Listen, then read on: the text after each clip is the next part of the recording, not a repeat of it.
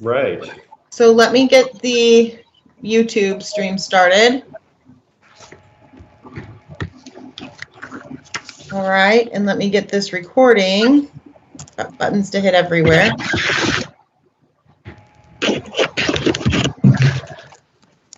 Start recording. Cheryl's here. Cheryl wants to come in. I got her in. I see Haley's here. There, Teresa's there, Betty's there, Tammy's there, Sarah, Cheryl.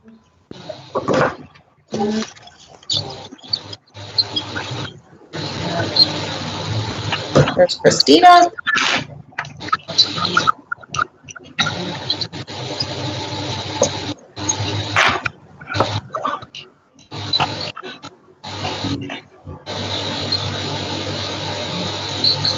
All right, so I'm going to share my screen and that'll put the agenda up.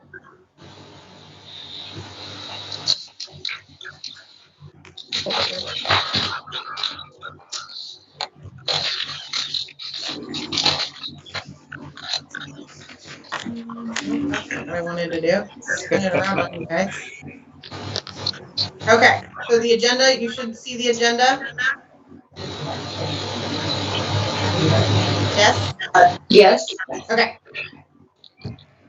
Oh, there. Okay.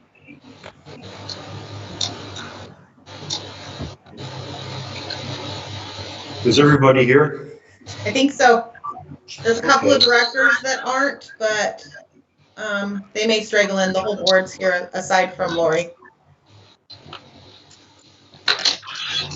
Well, in that case, since we have a quorum, I'm going to start the meeting.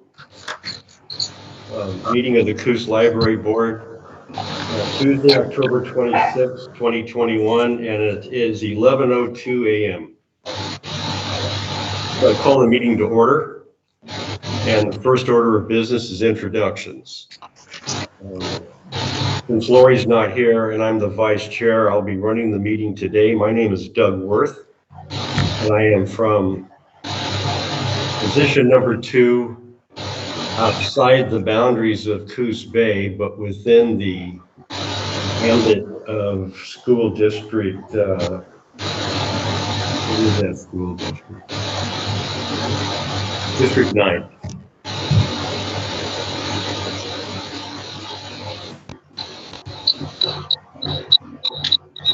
Francis, why don't you go next? I'm Frances Smith, Library Board Member representing Coos Bay in town. Anyway. Okay, Carol. Carol Benton. I am a member from North Bend in town. Barb Caffey. Barbara Caffey, Small Cities and the Dora Corporation. And Tara. Community. Is Tara still here? She was here a moment ago. Tara Johnson, Rural Communities. Right. Okay, good. And the library directors. Actually, Doug, you have a new board member, Kathy. Yeah, Barb Caffey, right. Small Cities Dora. Yeah, she already introduced herself. Oh, she did. Okay, sorry, I missed that. Okay. So I'm the new board member, Kathy Larkham Johnston. I'm from Bandon outside the city. Oh, good. Have you been approved by the county commission? Yes. Oh, great. I didn't know about that yet. Yeah, she's replacing Horty's position. Right. But she represents Small Cities and Dora Corporation. That's correct. Sorry, I don't know my real title. I know, it's really hard.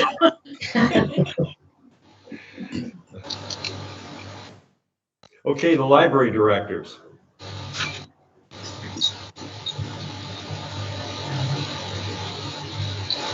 Ready to mind, Dora?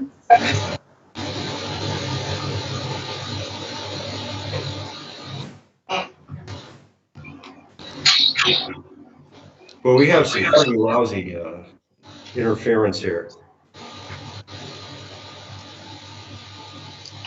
If everybody would themselves when they're not talking, it might help. Hi everyone, I'm Haley Lagacy and I'm the library director at the North Bend Library. Okay.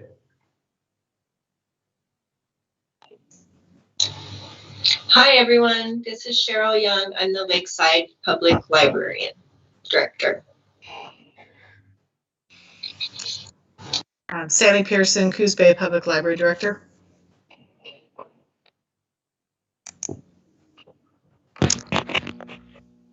Christina Kaufman, Coos Bay Public Library Deputy Director.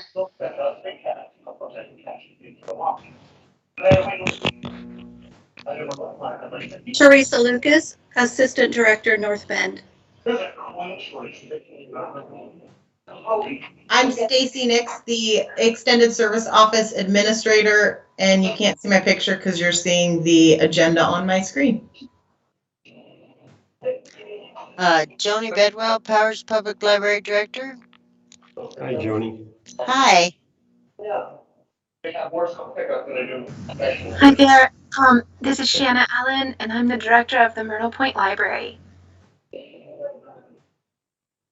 Okay. And is there someone from Coquille? I know Ann Connor retired. I don't know if they have a replacement for her yet. For grant reporting, like. Yes, so Sarah Sands from Coquille and Ivy from Coquille are here, but I think from experience in our directors meetings, I don't know that they have access to a microphone. So they generally communicate via chat, and we have a hello message from them in our chat. Okay, good. So. I have a question for them then. Has Ann's replacement been picked yet? I don't believe so. Sarah says that they are the interim co-director until they hire a new director. And I believe, Stacy, you sent out a forwarded message, the advertisement for that position. Do you know the status? It's posted. They're seeking applicants now. I'm not sure when it closes. Like we're also not gonna shop. Any locks? Mercantile just had cheap little knockoff master locks, and I got the good big round storage unit ones that you can't cut open. Who is that? I think it's coming out over somebody's mic. Okay. So Doug, we have a message from Sarah that says the the position has been posted and the first round of applicants will be reviewed on the 8th. Oh, that's nice. Thank you, Haley. Okay, very good. Next item, well, a welcome of new board members. We have Barb Caffey and also the person from Bandon. Well, what was your name again? Could you introduce yourself, please?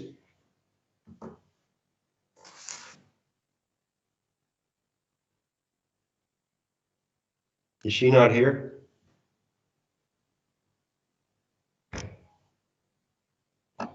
Sorry, I had myself muted. Kathy Larkham Johnston. I was on the library board, the Bandon Library Board for 8 years, and I'm still on the Bandon Library Friends and Foundation Board. Oh, very good, very good. And when were you approved by the county? You would have to ask Stacy. I finally got my notice like a week ago. I really thought I hadn't made it. They finally got us the approval from the county. Technically, she would have started July 1st. I think it was mid-August, late August when I finally got it all approved through all the cities and then the commissioners. I see. Yeah, it does take some time. Definitely. Yeah. Okay, thank you and welcome, Kathy. Thank you. And we also have Barb Caffey. I know you had put in your application a long time ago. Yeah, I've been to a few meetings now. Yeah, quite a few meetings. How long were you a director there in Myrtle Point? 30 years. Whew, yeah, you've been to a lot of meetings. Okay, great. Well, welcome to the board, and my name is Doug Worth once again, and you're all, always welcome to give me a call and ask questions or whatever. So the next item on the agenda is approval of the minutes from our June 3rd meeting. Does anybody have any comments on that?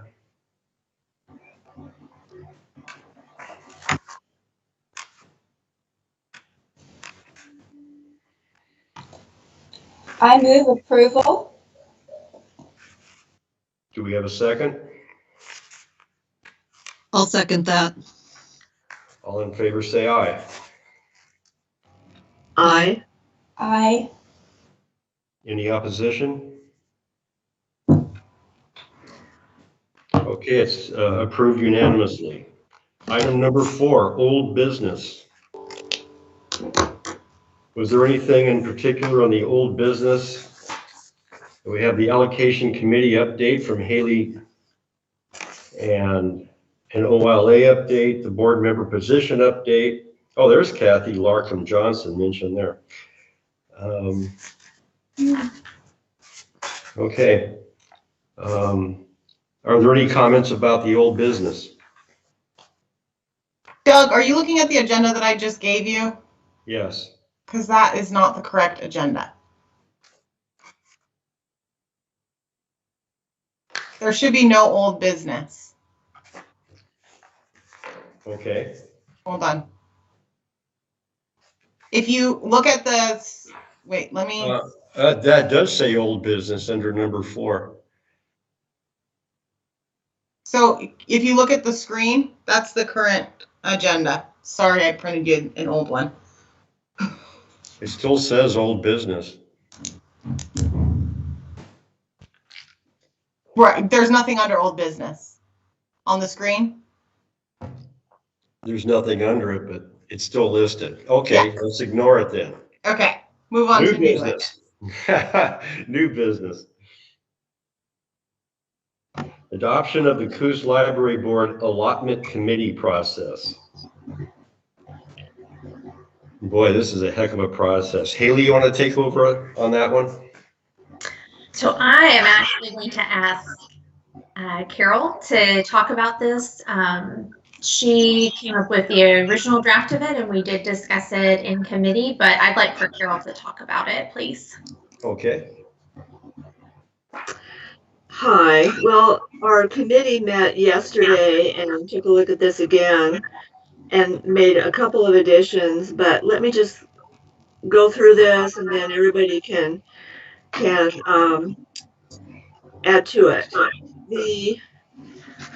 And you all got this from Stacy, I believe, right? So there it is on the screen. We have the steps involved, when these might happen. I say might, and who might be involved. We worked backwards from the date of 2023 to officially adopt a new distribution formula that would be done in January of that year so that budgeting could be done to begin in July of 2023, beginning of the fiscal year. So working back from that, we then lost a couple of months here. We were going to start this in September and reality intervened. So I put this together thinking of a process where the committee and the library directors would hammer out a draft that people could react to. It's easier to react to something created out of whole cloth. And I apologize, I'm hearing feedback from me. Is everybody hearing that? Just a little bit. No, I don't know what it could be. Anyway. Can everybody turn off their mics other than Carol, and that might stop it? Perfect. Okay, so having said that, you don't see anything but library directors and committees with an initial vote by the Coos Library Board on the stakeholders at the top there. But I know there are library board members who would like to be involved in the creation of the formulas on their own, perhaps. And Haley, as a library director yesterday in our committee, said she knew she would want to involve her library board, perhaps her city manager, at some of these steps. So keep that in mind when we come back through it. So we've got first determine all the stakeholders to be involved, and we're not doing that today, I guess, but the committee came up with a draft list of those. So we can tell what we drafted so far. Determining the basis for selecting the criteria, this is the really gnarly part. We paused here these last few months because of COVID having interfered so much with the collecting of statistics and because of the services being all over the place due to COVID in all the libraries. We don't have apples and apples in library service much. We have differences in every kind of statistic for the different libraries. So we're thinking, well, we could go with the 2019-2020 state library stats that are the most recent ones that did happen in the middle of COVID. We can use a COVID period starting 2019-2020, and then we could also look at the COVID period 2020 to 21 stats. We could look at the state library ones but include local curbside circulation, which are not, am I correct, that not included in the state libraries, what they wanted to get? Is that right? That was not counted as attendance. So the books, the circulation numbers are included. However, the state library did not consider those to be building attendance. So therefore, we are kind of missing a big chunk of our service transactions in that state report. Okay, thank you. So, or a hybrid of the above or something else. Census data is probably available now. So that's something that could be pulled in. The Coos Library Board approved using population at its last board meeting. Mm-hmm. So there's that as well, perhaps others. So we were looking to select some of these criteria next month, this committee that we would then send on, and we would also talk about the weighting in a sample formula and a gradual implementation plan, which is probably pretty ambitious to get done in the next 2 months. And then, it doesn't say so here, but the library directors would have to be very closely involved in these stages, and perhaps others, the boards. So then, come January, with the library directors, library boards, perhaps foundations and friends groups, city managers, I've kind of in my own notes added, would want to get stakeholder support or input on the criteria, the weighting of the formulas, and the implementation plan. And of course, those bodies I just mentioned are, of course, among the stakeholders. And then after that input over a period of 3 months, 2 months, a recommendation would go to the Coos Library Board on those things. Then April 22, after giving it a month's thought, the CLB might accept the criteria, the weighting, the formula, and the gradual implementation plan. After approving the recommendations that month, it would go back to the stakeholders for their input on what was approved. Then after that, which we've allotted a lot of time for that, because I think getting input from city councils always takes a lot of time because of the different dates of their meetings and so on. And of course, library boards would be advising on this to their cities. And then everything in August 22 being either amended or approved as recommended, and then to the county commissioners in September 22. After the commissioner approval and the official approval of libraries, cities, everybody up before that point, then in January 23, budgeting accordingly would happen in all these different entities.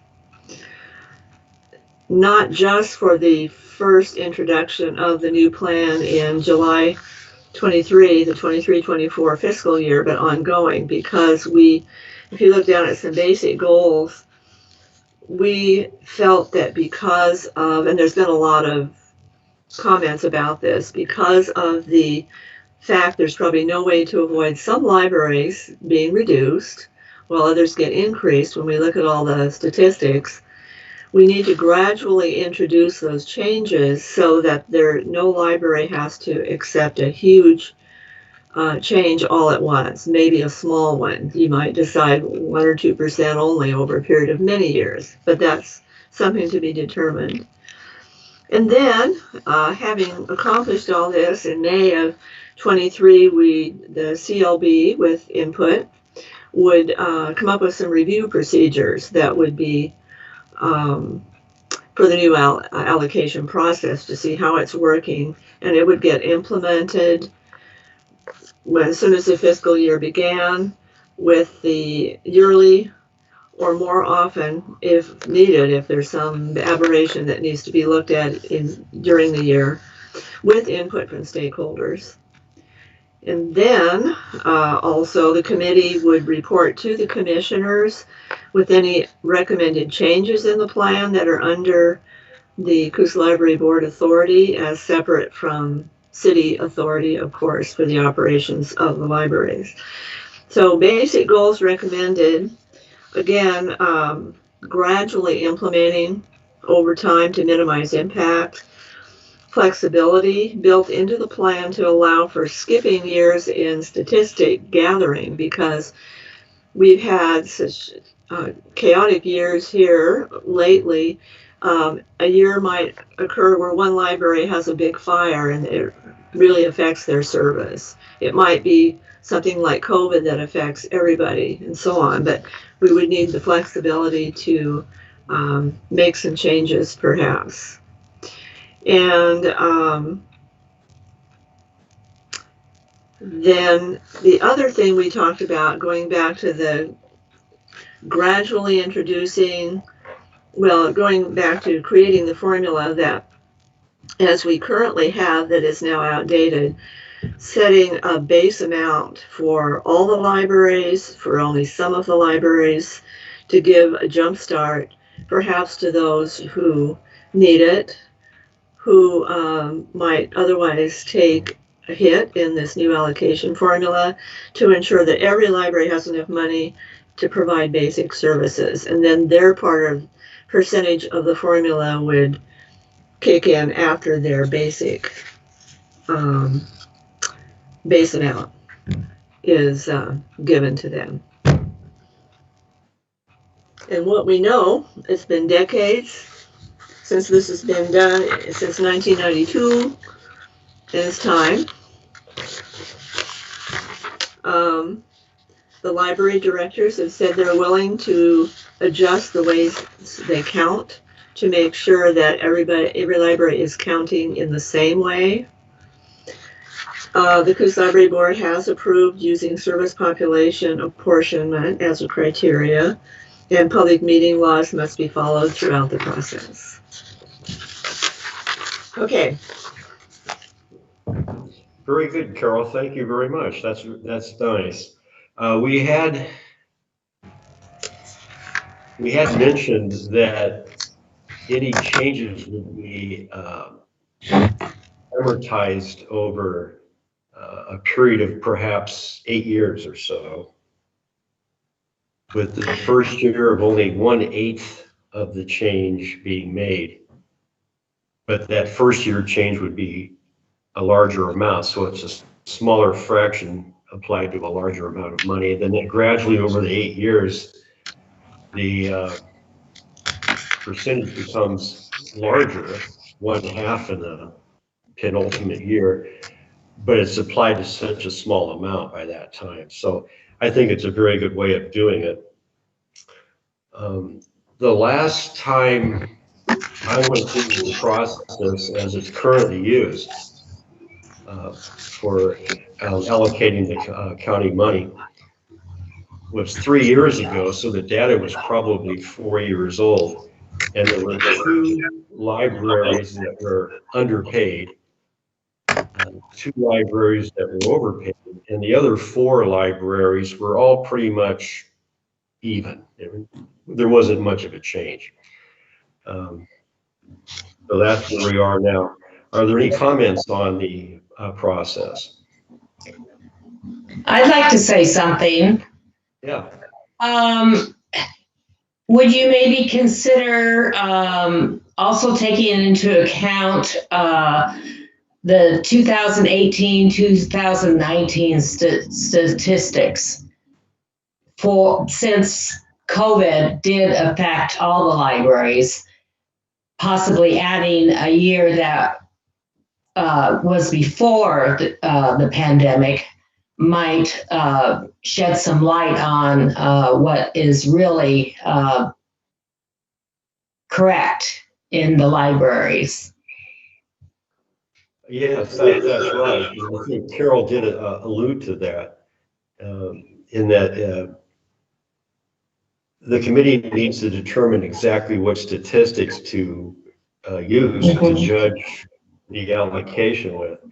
And do you not count COVID years? Do you? No, I think. No, I think personally, I think all of her suggestions, plus possibly adding 2018, 2019, from January or from March to June 2020, the Bandon Library was not functioning very much, which is not the normal state of that library. I can only comment on the library I am aware of. I agree. Well, go ahead. I would suggest even looking 3 to 5 years back, considering that this hasn't been changed in many years. So you kind of get a sense of what has happened over a period of time. So rather than even 1 or 2 years before COVID, I would say go 3 to 5 years and look at those stats. Right. Thank you, Every Kathy and subsequent year, you would drop off a year and add a new year of data, more current. Anyway, I think. Thank you, everyone. I am taking down these notes for our next committee discussion. By the way, just out of curiosity of the library directors, do you have a ballpark figure of how much your activity has changed since COVID? Doug, we've talked about this in our directors meetings, and I think it's really been impacted by the size of our communities and the specific nature of our patron base.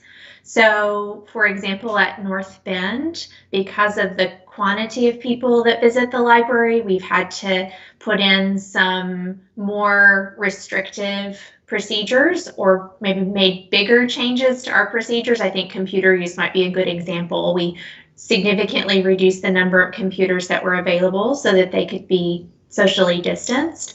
So we've seen a pretty big swing in that category of usage, but I've heard Betty talk about how at Dora, it's just very different there because of the size of the building and the typical number of people that come in at a time anyways. So it might be good if one of the smaller libraries directors could chime in and talk about their experience. This is Shanna at Myrtle Point. I've found when we were doing our numbers this year that our circs are down by about 30%, but our visits are down by about 50%. And wow, it's a bummer, but that's just how it is. Our computers are just dropped by the same level, of at least half. And we just didn't have a way to be socially distant with the computers that we had. Wow. And here at Dora, well, we had the same experiences as all of the other libraries. The fact that the state library wouldn't let us include curbside, which is what we offered, in place of people being able to come into the library when we did have closures, we weren't allowed to count those visits as people actually visiting our library. And we felt that we were open. We weren't restricting people from getting materials. They just couldn't enter the building. So those kinds of things affected all of us across the board. And our limit, there were times when we also were limiting capacity, but it didn't affect our patrons, as Haley said, quite as much, because just the community that we have, we don't have huge numbers of people coming in all at one time. They kind of space themselves just normally. So it was very different, I think, in all of the libraries, but we also had times when we were just closed. So. Yeah. Oh, thanks, Betty. That makes me wonder, do we actually have to use statistics that are approved by the state? Can we use our own statistics for the allocation percentage? I think we could do that, and that's something we have been talking about in the committee, is about where the source of the information is going to be. I think we've also, discussed a lot, though, the importance of removing the human element from it, meaning, or making sure that we're all counting things in the same way. So I think that's why on this sheet that you see, Carol had made a note that we could use the Oregon State Library stats plus our local curbside stats if we found that to be appropriate. So these are all good notes for our next committee discussion. And I know today what we're really looking for on behalf of the committee is for the CLB to take a vote on adopting this as our process, get the board to vote and endorse this process so that we can start moving through these steps. And then second on the agenda for today is to kind of continue this or turn this discussion towards the stakeholders. So as Carol said, as a committee, we've drafted a list of people that we believe should be involved in the process, but we would like to hear from the Coos Library Board about who they think should be involved. Carol mentioned library directors, library boards, city councils, and city managers, but we want to make sure that we've got a complete list of those who want to be a part. I see a chat message from Tara. She's having to jump off, but thinks that it's a good timeline. So I think, as I said, we're looking for a vote to adopt this process and then to talk just for a few minutes about stakeholders. I'll take that as my cue to ask for a vote of the committee members. What do you, yes or no, is this a good agenda for the Coos Bay board allotment distribution process? I move that we adopt the committee process. Do we have a second? I'll second it. Okay, great. All in favor say aye. Aye. Anyone opposed? No opposition. Okay, it is approved.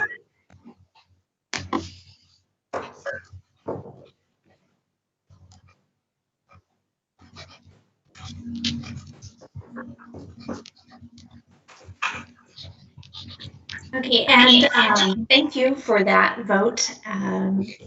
And as I said, we do have a list, a draft list of stakeholders. On that list, we have the library directors, library boards, city managers, city councils, library foundations, and friends groups, if they wish to contribute, the Coos Library Board, and the county commissioners, of course, at the end of this process. Do any of the CLB board members have individuals or groups that should be added to this list of stakeholders? What process will there be for individual citizens that have concerns about library services to have their input? I think the most appropriate way to handle that would be to direct citizens to the processes that already exist rather than creating a new system. So that would be just as if a library patron had something they wish to contribute to My Library Now, we would direct them to submit public comment to the library board. And then the library board would speak on behalf of the citizens. That's their purpose, is to represent the patrons. And so I think that would be the most appropriate way for an individual library citizen, Coos County resident, to at least begin the process of contributing. I'm not sure if there are other suggestions, but to me, as a library director, as an administrator, that seems like the most logical choice.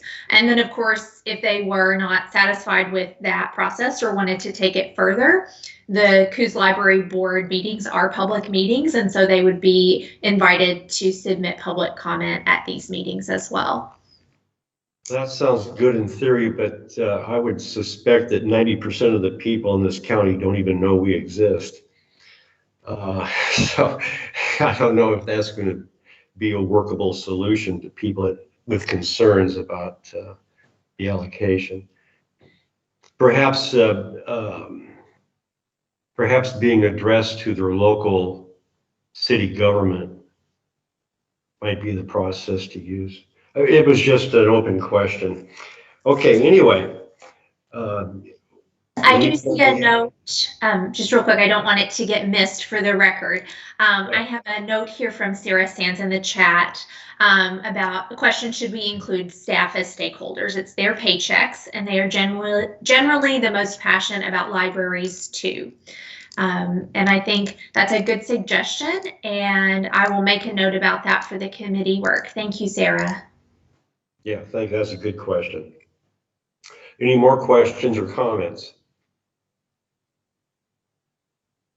Okay, that wraps that up. Stacy, next item, discussion and input of stakeholders. Is that what, no, I'm sorry, evaluation of services. Yeah, so we had started, let me get to the right thing here. Hold on. Why? There it goes. Okay. So we've been working on the evaluation of services policy for a while, a couple of years now.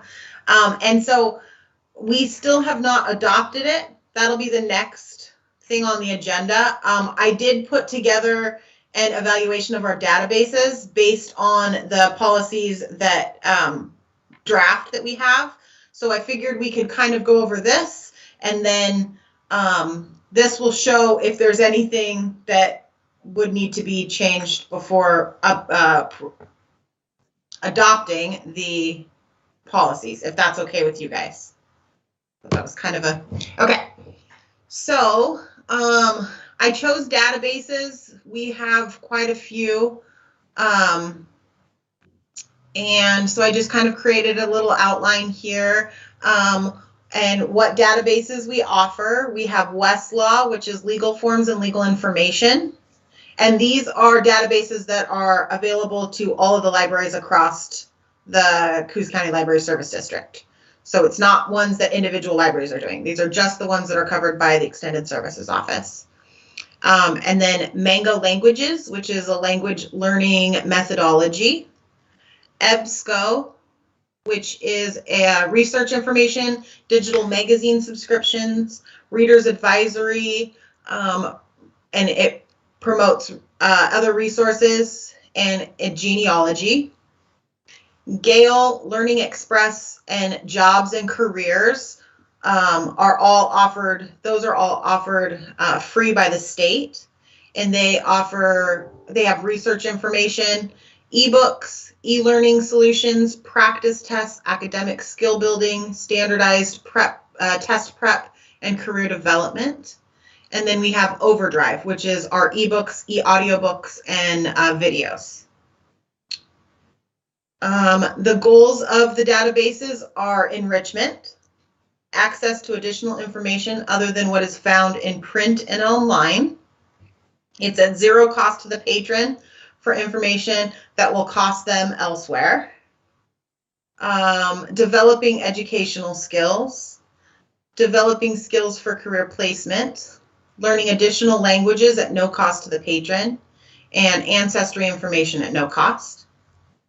And then data, I included the last 2 years, since the last one was kind of, well, they've both kind of been wonky with COVID. So I figured I would go ahead and include both. So the 2019-2020 year, research and education databases was 2,955 uses. Language, so that top one would include all of the Westlaw, EBSCO, Gale, Learning Express, and Jobs and Careers. That was all in that 2955. Language, which was Mango, 890 uses. And then ebooks was 65,985. Or sorry, 57. And then 2021, the research and educations was 1,392. Language 1199, and ebooks was 74,757. And then, sorry, in 2019-2020, we did not have Westlaw. That was added in the 2020-2021. And then we had 89 uses for those legal forms from Westlaw in 2021. Evaluation of values to patron. We use cost per session. It is, you'll see it in my digital content comparison, which we go over in the ESO report. I have a cost per use breakdown there. Director's input. We evaluate the cost per session numbers and the value of the database brings. Determine if it is right for our patrons. Eliminate and keep depending on the decision of the group. Discuss other options that might work better. And then the time frame for the databases, all our databases are ongoing unless the group decides to cancel it. So we don't currently have any that are just strictly for this fiscal year. They will roll into the next unless we decide to cancel it. And then cost, I did 2019, 2020, and 2020-21 breakdowns as well. Gale, Learning Express Library, and Jobs and Careers are funded by the Oregon State Library and is no cost to us. EBSCO in 2019-2020, we paid $19,488. Mango was $4,708. Overdrive, $11,227.42.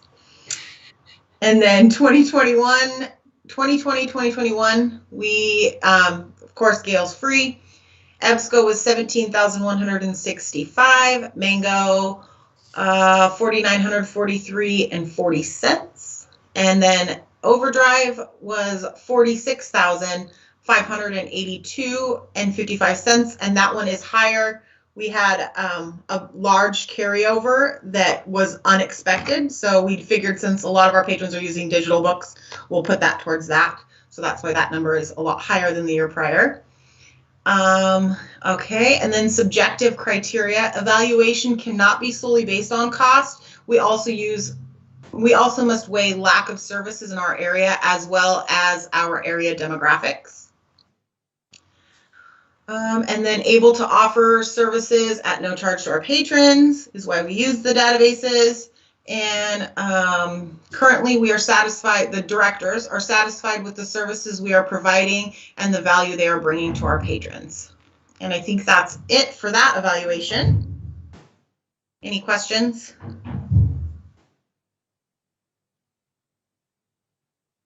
That was pretty thorough, Stacy. Thank you. Thank you. I had a great policy to work from, which is on my screen now. In my opinion, being the person that puts it together, I didn't see anything in the policy as it's written in the draft that, I mean, I thought it worked well for putting it together. It made it really easy to just pull the data that I needed to put up that timeline. Mm-hmm. Very good. Can I comment? Yes. Absolutely. Thank you for this report. This is really valuable. I think to help those of us who are not as familiar with these products, if there was in your report a little more description to help us understand Sure. which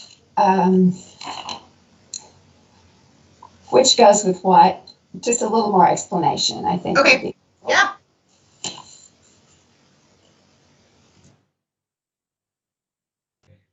Any further comments? Oh, one other question. Yes, Francis. Is overdrive a cost per use? Why is there, how is that cost calculated? Overdrive is complicated.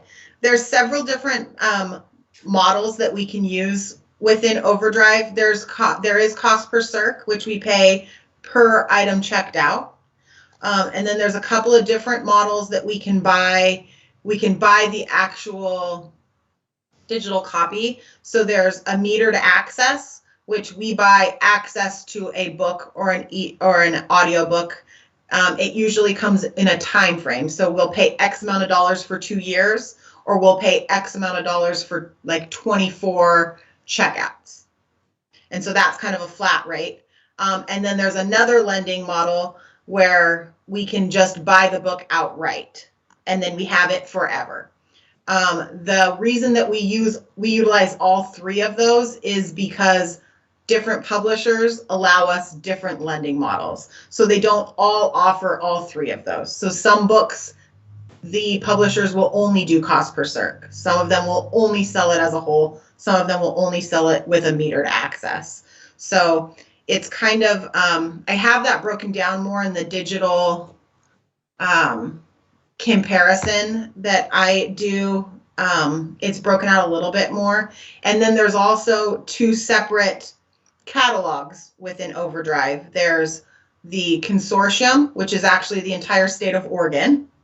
And then there is our Advantage, which are the titles that I purchase for our county specifically. Okay, very complex. Yes, it definitely is. And so the value of these services, really, you're getting the input from the library directors. Yeah. Yep.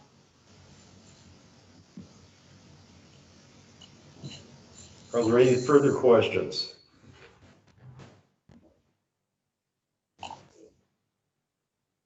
Okay.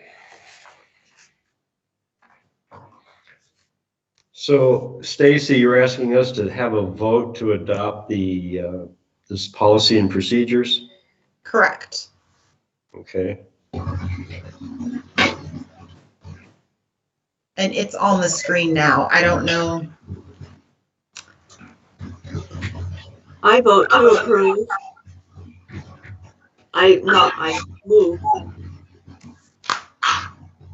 Well, I for one think that the services provided by ESO are just tremendous. It's really the beating heart of the whole system, the whole library system we have. And I think Stacy's doing a great job here also. So with that, I would have to say that if let's have a vote to approve the evaluation of services. Yeah. Pardon me? I second. Motion? Okay. All in favor, say aye. Aye. Aye. Aye. Any opposed? Okay, it passes. End of year budget review. Stacy, that's you again. Let me get that chair, show the right screen. Okay, so this is still kind of a draft form. The city's finalizing everything, but from what I've looked at it, it looks like it's everything's correct to me. Let's see here. Cut down to.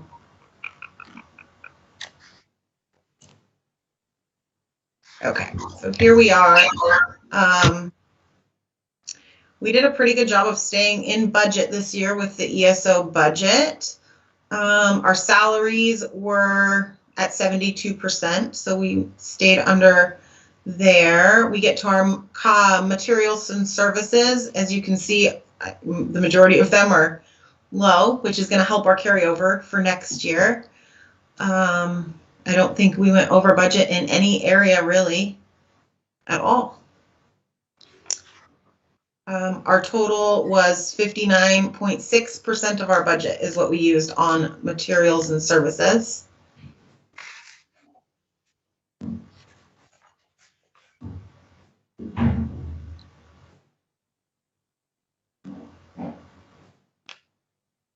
And if anybody needs me to slow down the scanning on the screen, let me know. We were hoping to be able to purchase a new outreach vehicle. We were unable to purchase it last year. We kind of got on the roll a little late. There was none available in the vehicle that we needed. So we are currently working on that for this year.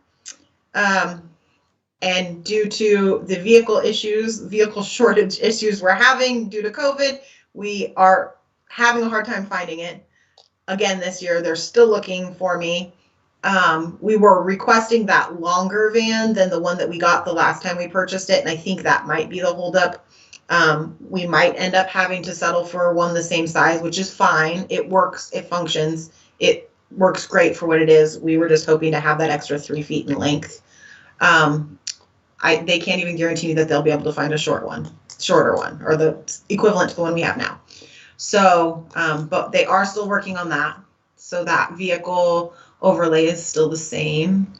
Nothing used. Stacy, who is they? Sorry, the city of Coos Bay. Okay, Their public works department is helping me track down a vehicle. They are the ones that hire all the fleet, or they purchase all the fleet for the city of Coos Bay. So they're the ones that are helping me. All right, so total funds expenditure was at 50%.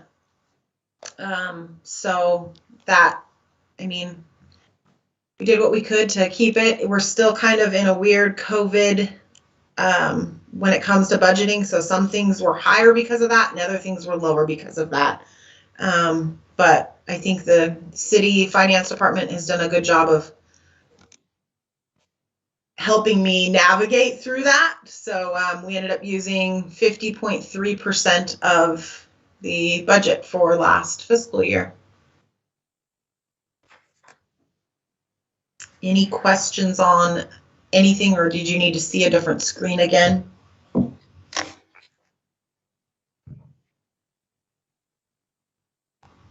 I thought it was pretty clear. Perfect.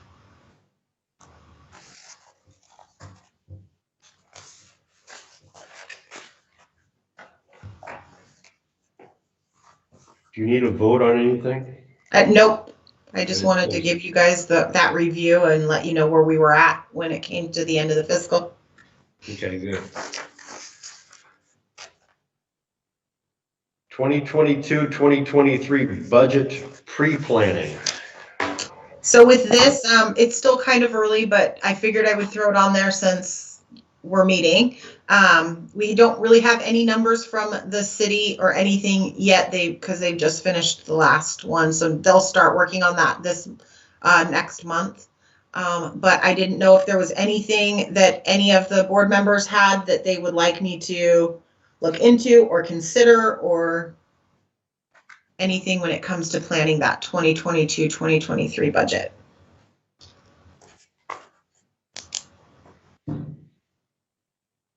Nothing occurs to me. Does anybody have any ideas for Stacy to look into? Doesn't seem like it. Okay. Okay. Can you give me an example of what she would look into? Sure. So basically, ESO manages all of the databases, like you guys saw, all of the technical services for all of the libraries, all of the internet for all the libraries. And my budget comes off of the tax base. And then what ESO doesn't use is what that money that we talked about in the allocation portion of this. That remainder of that outside of ESOs is what gets distributed between the libraries. I see. I see. Thank you. Yeah.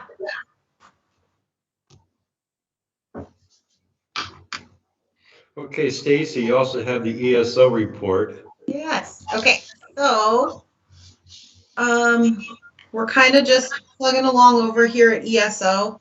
I have a full-time ILL technician now, so I'm not doing double duty anymore. And so because of that, we've been able to get our numbers back up. We're closer to, where we should be. As you can see from the chart that's up there, August was a great month.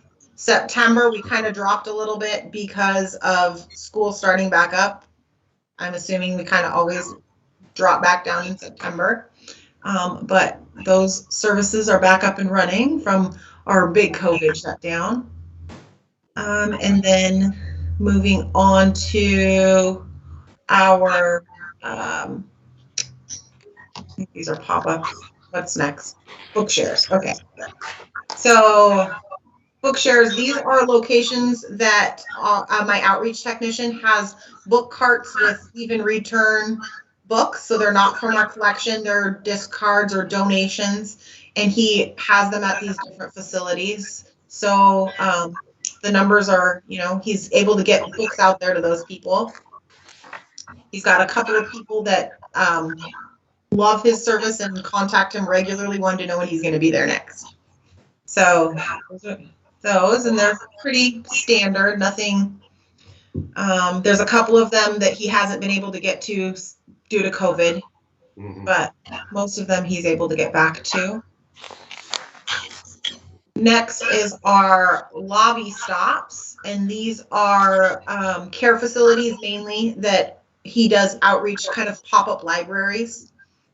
So, and our books by mail. So those numbers have increased. The amount of patrons we have, the amount of items, the amount of packages going out since COVID. We have a lot of patrons that can't make it into the library due to different disabilities. So he sends out items to them in a pre-posted bag, and then they can just send it back.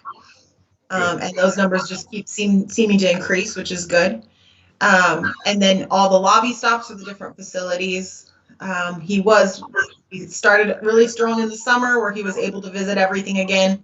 And then you can see from these that some of them have been having to cancel due to outbreaks of COVID. So, but yeah, he's starting to get that. My outreach technician is also my courier driver. My courier driver's out on medical leave right now. So he's kind of pulling double duty for me. We have 4.25 employees with ESO. So it's kind of a small group. And so we all kind of try and help each other out, cover where we can. And then, I don't know why that's, oh, okay. So this is, let's see here. So this is the data comparison that I was speaking about in the evaluation. So this is the current one. I have it broken down per month, and then I have the totals for the year so far. So this will kind of give you a little more of that breakdown when it comes to overdrive and things like that, where all the money's going. The Advantage CPC titles are the titles that I have purchased for our county, and those are the ones that are cost per circ. So every time it's checked out, we pay a fee, and every book is different. Those, and then the one copy and the metered access are the ones that we can either buy so many checkouts or we can buy the copy outright. And then the consortium, of course, is the ones that are bought by all of the libraries within the state, and we all share those.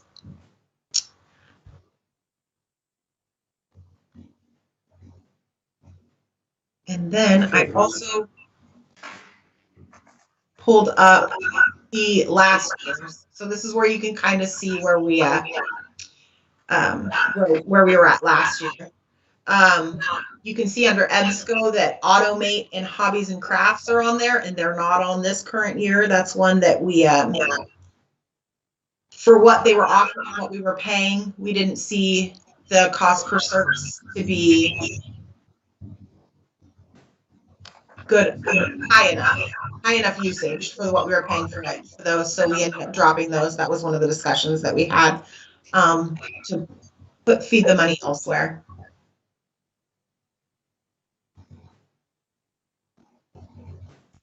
And then, trying to see, okay, and then current budget. So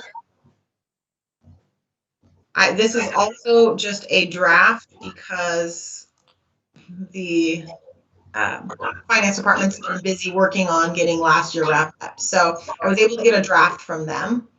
Let's get down to the. So we are 25% lapsed in our fiscal year. And that's still revenue. Here we go. We've used 19% of that in our personnel services. We are at 34% of that, 34 of the 25 in materials and services. And the reason that is higher, it is at the beginning of the year. A lot of our contractuals, especially, we pay them annually. So those all come out at the beginning of the year. So that will start to balance out more as we go. The internet is high on there because one of them is coded incorrectly. So the EBSCO was coded under that, which should have been under contractual. So, and that was like $19,000. So that should, or 16,000. So that should be a lot lower. I've let finance know, so they're going to get that situated for me. But the overall is 34. We still have that vehicle overlay there for the vehicles. And then we have, once we purchase that new vehicle, we have it set to add in so much money each year to build it up for when we need to buy the next one. Yes. And then so overall we're at 20.3% of our 25 elapsed. Wow, very good. Very good. Okay, thank you, Stacy. Yeah. The next on the agenda is the director's reports. Who would like to go first?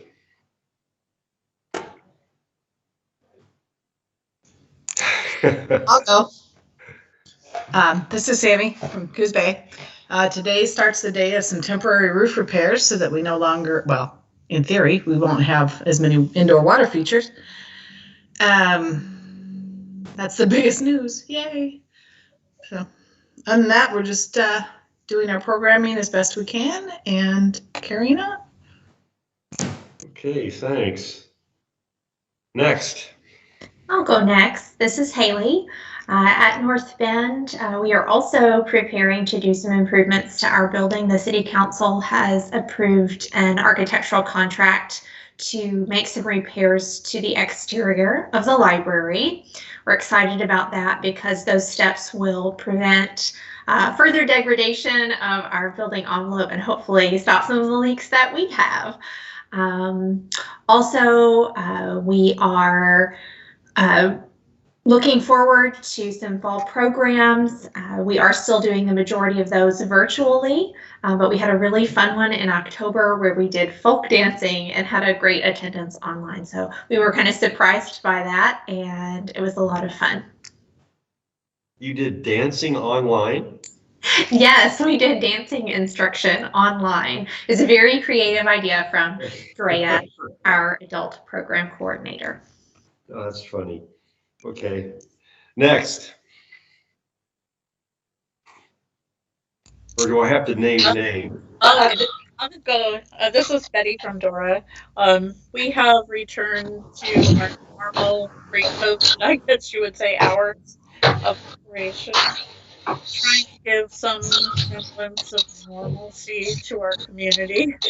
It's a really difficult time in a small community like this one. Most of their activities that would be on a regular basis and take place here at the community center are just not happening and haven't been for quite some time. We started last month with one in-person program limited to 6 to 8 people because we feel we can provide safety in the space that we have over in the community center with that. And it's an adult crafting. It's kind of learn something new, learning a new craft or a new technique. They did a cake decorating class last month and are doing decoupage this coming month on some holiday type things, pumpkins and that. And it was very well received. I think people just want to be able to feel like their lives are getting back to normal a little bit. But of course, we've maintained the masks as everyone in our library and providing the Wi-Fi usage, which is the biggest thing for our local community, I think. Oh, great. Thank you, Betty. Hi, this is Cheryl. I don't know if you can hear me, but yes. Okay. So we're kind of in the same boat Betty is. We have a very low census right now.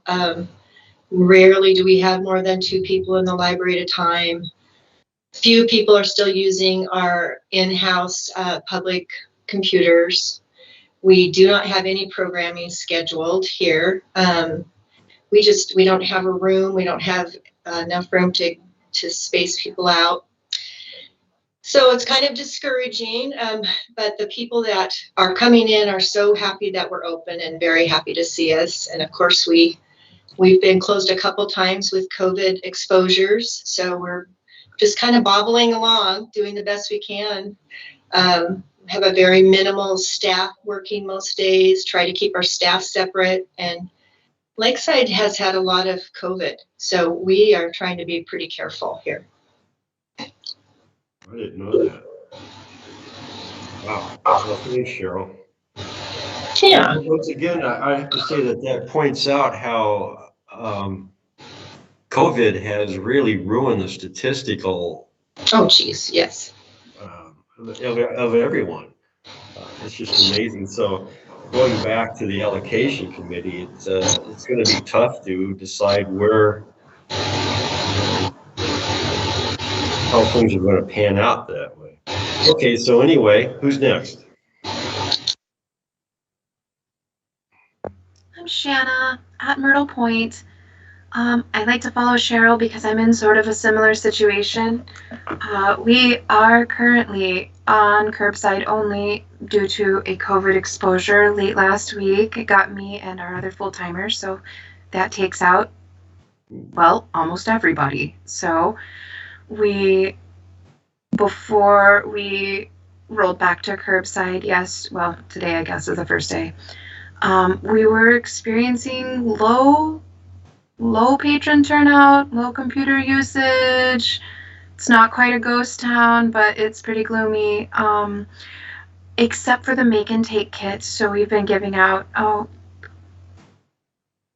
things that people can do on their own time with their own instructions, and that's something that probably even after COVID stops being such an immediate threat, will continue with that, because I get more turnout for a make and take kit than I would for a program sometimes. So that's a nice surprise. I was pleased to see that our circulation has only dropped by a third, because our in-person visits, they're just down so much. So that's it. It's a bummer. It is. It's surprising how nobody's has much in the way of good news here. I have some good news. Excuse me for butting in. We're getting 2 new windows here, which is pretty exciting for Lakeside for them to help us, the city to help us get some improvements to our building. So we're going to have better ventilation in our public access area. So that is very exciting. And today we're stuffing Halloween bags to give away out on the streets for Halloween. So that's exciting. Okay, yay. Yes. Who have we not heard from?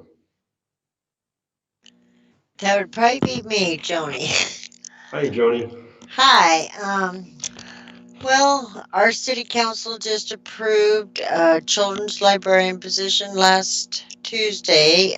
We've been without a children's librarian since the beginning of June, so I had to pretty much do the programs on my own with a little bit of volunteer help, which was nice.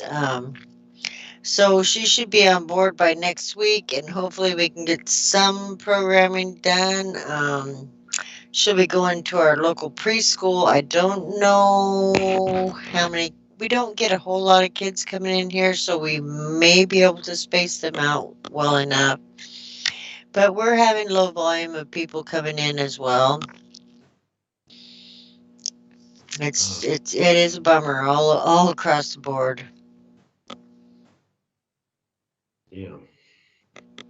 And we are in the process of working with an architect, and in the future, I don't know how long it's going to take, building a new civic center. Oh, really? That's nice. Yeah, because the building is falling apart, and so, we're all together with City Hall, the police, fire, ambulance. So if we all work together, maybe we can get more grants. And I don't know how long it's going to take, but we're going to meet with them again Thursday, the architects. Maybe they have some more ideas for us. Well, that's nice. Yeah, that will be. Yeah, thank you. Thank And I think the you. only one we haven't heard from is Bandon. Jennifer, are you there? Jennifer's gone. Jennifer's gone. Okay. Jennifer is no longer, but Cody, I don't know if she's here. Nope, Cody is not on today.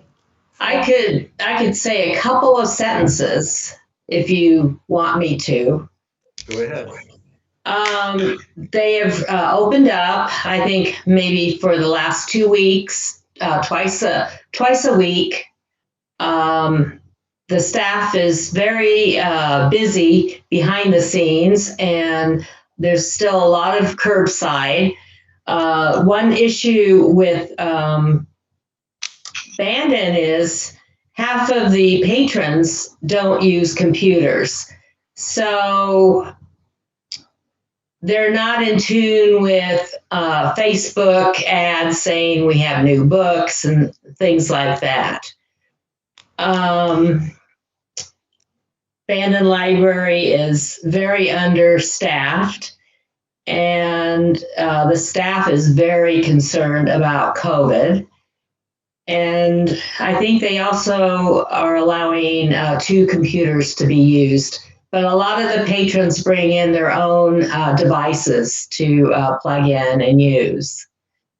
So we're muddling along, Yeah, we have a nice Sprague room for programming, but so far, Cody, the interim director, and even Jennifer Croft, the ex-director, has not approved of any kind of public use for that. Mhm. So that's it in a nutshell. Deb, this is Betty from Dora again. I'd like to add a thanks to both Haley and Sammy for the terrific grant they wrote and for Stacy for all of the hard work putting together these kits that we had available to all of the libraries all summer for our kids. That it was something they did on their own and really supplemented what we were doing in our programming, and you should know they did that. Yes, Yeah, I'd like to if thank, you guys want them too. Well, bravo. Thank you very much. That's nice.